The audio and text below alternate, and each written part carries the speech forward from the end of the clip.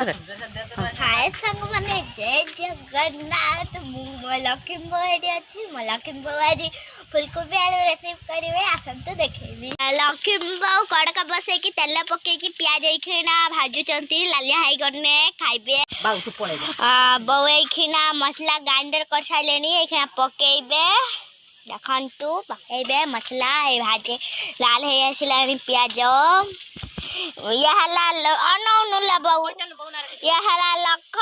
लक्ष्मी भंडार जत खाइने सरीबनी मो पीछे आसिकी भी खाती देखंतु मसला पक्का हेला ए फुलकोबी मु अधे खाई साइलुनी ये हेबे एखिना कस्सा हेला धनिया पतर हलदी गुंड पकेले बहु एबे कसी देबे टिके कसी देले एबे लूण पकेदेले लूण पके दे सारा पर कलर लंका पकेले कलर लंका माने हाफ चामच पकेले गुटे थर पके हाफ कसी देले ताकू ये हला मो बो भल तरकारी रांधती मो पी से आंके आसने दी पीसी जुमा दे मिता दे अंकर कतर आगे खाइबे लक्ष्मी बो कतर खाइबे आगे पर जाके आम घरे खाइबे ये हला मो नारंजे जम मते मो तो बर बोली कह कि मते गलती हला आम घर सिनेरी मु हला साइकिल चलाउची मो मम्मी कहनी आ टिके धरबू मु बसीमी सीट उपरे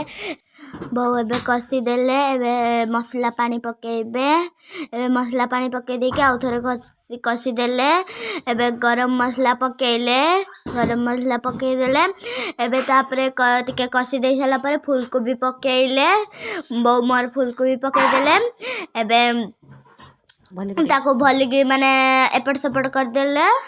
करते साइला परे बहु एबे अल्प टिके कसी देले एबे पानी ढाल देबे एबे पानी ढाल देले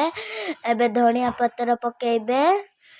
बहु एबे धनिया पत्र पकेबे बहु एबे धनिया पत्र पके देले